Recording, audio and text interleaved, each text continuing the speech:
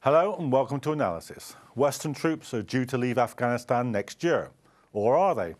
The US and the Afghan government are just about to agree a bilateral security agreement which will see a considerable US presence in the country well after 2014. There will be some 10,000 US troops stationed in 9 strategic areas for more than a decade. They will train Afghan security forces but not be involved in combat themselves.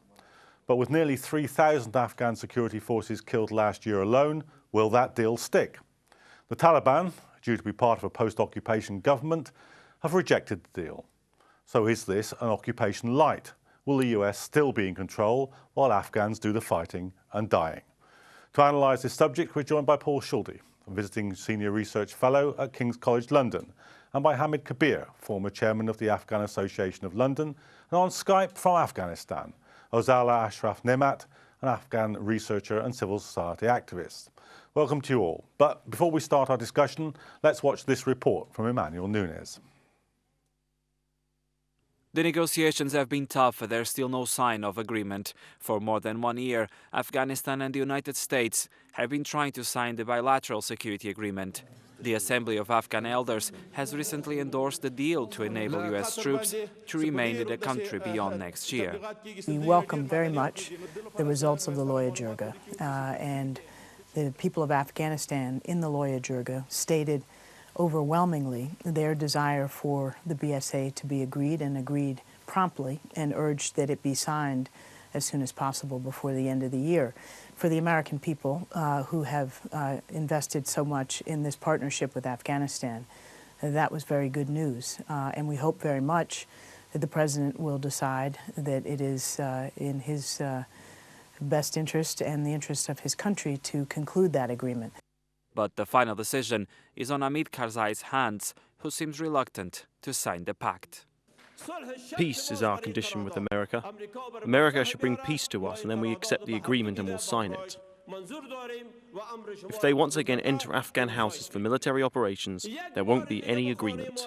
Other than the end of the US night raids, the Afghan president also demands protection against foreign aggressions and an apology from President Obama for the mistakes the US military made in Afghanistan. On the other hand, Americans are in a rush, and the White House has said that whether the agreement is signed quickly or there will be no more US troops in Afghanistan after the end of 2014. If the agreement isn't signed promptly, what I said to the President is we would have no choice. We would be compelled by necessity, not by our preference, to have to begin to plan for the prospect that we will not be able to keep our troops here because they will not be invited because the BSA will not have been signed. Without the agreement, the likelihood is that the Afghan government will collapse. The Taliban and their al-Qaeda allies will once again seize control, and all the sacrifices of the past decade might have been in vain. So the main question now is, should the US troops stay or should they go? And which implications can both options have in the region's stability? Well, Paul, what does the agreement actually mean? I mean, it hasn't actually been signed yet. Do you think it will be? And if it does, are we simply changing the label, or is there actually something fundamental happening here? I think it's brinkmanship. We've seen similar negotiations in Iraq, which led to an outcome that the Americans didn't want. They wanted to stay on there, but they couldn't get a deal that they could live with politically, and they did pull out. And now the Iraqis regret it. Maliki is coming back and asking for American assistance to contain the wave of terrorism which has happened in the last few months. So there is a real risk there won't be a deal. I think there probably will, unless Karzai is stranger and more petulant and individually egotistical than most people think. But he might be. Is that the case, do you think, Hamid? Is it a question of Karzai's personality, or is he simply subject to conflicting pressures which nobody could reconcile?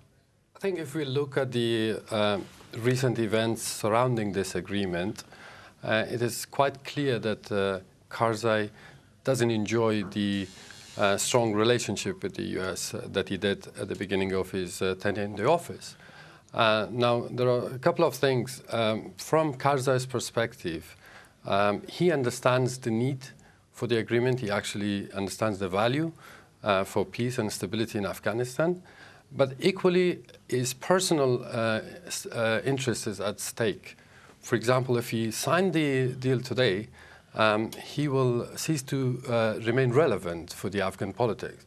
And for him, I think given his administration's poor record, Afghanistan is the safest place to remain. So obviously he wants to secure a place for himself, and in the coming elections, he wants to have certain degree of influence and bring the successor that would give him a place in Afghanistan. So the deal, whilst Karzai recognizes that it's important, equally there is something that I thought from my humble view that it was wrong. For example, the letter was being composed by the White House, by President Obama, addressed to the Afghan nation. Before the letter was signed, Susan Rice raised her voice that we will make no apology and there's no regret, so whatever we've done we're proud of it. And that is fine and fair comments, but the timing was wrong, and then to choose her to go and act as an ambassador to negotiate the deal and expedite the signing of the agreement was also a wrong move. Let me just bring Orzala in. Orzala, I mean, you're there on the ground. The clause of this agreement which gives remaining US troops immunity in Afghanistan is surely a sign that we haven't actually seen the end of the occupation, but a change in its nature. Well, I think what is very important in discussing about this bilateral strategic agreement is to look at the actual context. And in my view, the context in which we are already living is a country being under direct occupation. And by that, what I mean is that at the moment, Afghanistan as a country does not enjoy from a full level of sovereignty. We have prisons still under the control of the international security forces. We don't have entire full control of our space when, for example, different use of the space is being made. It's not different as a sovereign state. I mean, it's not the same as a completely sovereign state. So the bilateral agreement is basically allowing Afghanistan a little bit more level of less dependency on the international forces. In that sense, I think it was important, and it is important for Afghanistan to see this as an attempt by the international community to allow Afghanistan to take another phase of 10 years, or probably then extendable for further, to stand on its own feet. Another very important point here is, contrary to the beginning of the negotiations, where, at least in Afghanistan, the rumors was that the Americans are looking for full-time or permanent bases. And now what we are seeing is discussed more about a 10-year agreement, or at least an agreement that will be renewable by either side within 10 years. So to us, I think it's more, these changes are signs of discussions and negotiations happening between Afghanistan and the United States.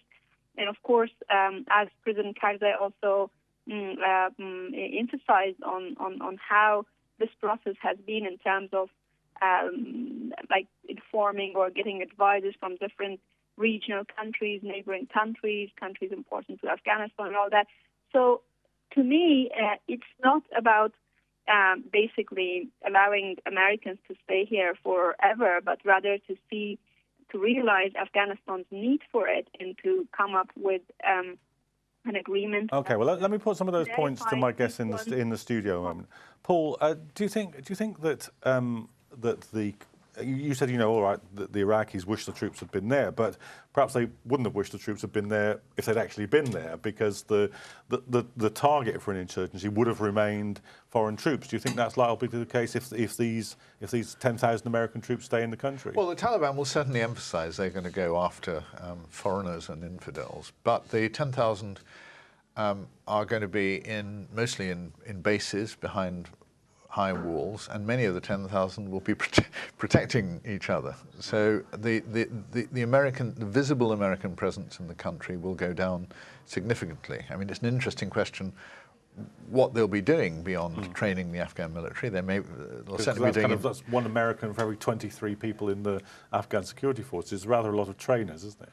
Yes, but they'll be doing force protection. They'll be doing logistics. They'll be certainly doing intelligence. They may be doing drone strikes, which is one of the things which has not been mentioned. But I think that they're anxious to keep bases from which they can fly drones. But with the troops comes money. And one of the things which has not been mentioned is that the several billion a year American military aid budget is probably going to go down or disappear if those troops are told they're no longer welcome. Politically, it will be very hard for Obama to sustain a position in which he insists that American taxpayers' money must continue to be funneled into a country which has said we don't want American soldiers there, even though most Afghans will admit they don't have the skills or the hardware to make up for what the Americans are bringing. I mean, do you think when we said in the introduction there's some 3,000 Afghan security forces lost their lives in the last year, do you think if that level of fatality keeps up that it'll be credible for the Americans to remain, as Paul said, sort of behind walls and not be drawn back into direct conflict? I think credibility is a different matter. If in the capacity that they will remain behind, it is been assessed, and I think it was negotiated quite thoroughly by the Afghans. I've seen some of the drafts that have been. It's not final, but some of the draft of the document I've seen. So. Probably they're looking at every single word and interpretation and all. So, as I mentioned, and Susan Rice earlier mentioned, the overwhelming majority of Afghans involved in the Afghan affair, they are welcoming. They are for it. So I see there's a little bit of exchange of excuses between the two administrations, because whilst Karzai he called for the jirga to advise, and the advice was to sign it. So for the Americans, it's quite clear that they should actually, and I don't understand why there is such a rush for the Americans either, because the agreement comes into force from 1st of January next year, and there's still plenty of time, and the contenders for the office, the president nominees, are all have voiced their support for the agreement. Well, let me just ask Orzala that. Why do you think that is? Why do you think the Americans are in such a rush to get the deal done? Well, I think for Americans, it's important to make this agreement signed by a president that is more legitimate than anyone else. They have probably, as it was discussed during the days of Jirga between some diplomats, and the President Karzai also picked that and raised it as a serious issue of international interference into the election processes. Americans are showing some signs that they are not very satisfied about the results of the future elections. So they fear that if the election is somehow in trouble, maybe they will not have a properly legitimate leader to make it signed. So Karzai is their choice to make this agreement sign on. And why, on the other hand, President Karzai is delaying it, I think it's very clear, and someone in the panel earlier mentioned here, that the reason that he is concerned, and I think to a level, I think there is a justification for it, is that, okay, the BSA is signed, the American forces will be here, they will stay in those bases, but what will happen to Afghanistan? Will we have peace? Will we have peace and security? Will we be able to save our civilians from, for example, night raids, from suicide bombings, from all different kind of violence that is basically inapparent or in whatever way is linked with the presence of the international forces? That's one of the key issues that I think he is using his chances or his opportunities to delay it. But my overall understanding is that on Karzai's side, he's gradually getting softer, and he has no choice but to basically sign it. And the reason from Karzai's side is to make sure to get the maximum benefit of it for Afghanistan in terms of at least... We're just moving towards the break, but Paul, so I mean, it rather sounds as if this is two drowning men hanging on to one another. That's a complicated image, but they're drifting towards either the rocks or the shore. So something has to happen. The Americans have to plan to get all of the people out if they have to go, rather than most of them, because let's not forget most Americans are going to be out by next year. So I don't think that Karzai has to drown. Because he can sign, he's made his gesture, he's emphasised his own sort of nationalist feelings. I'm going to have to just stop you there because we're moving to the break, but we will be coming back to this subject in the second half of analysis, so do rejoin us after the break.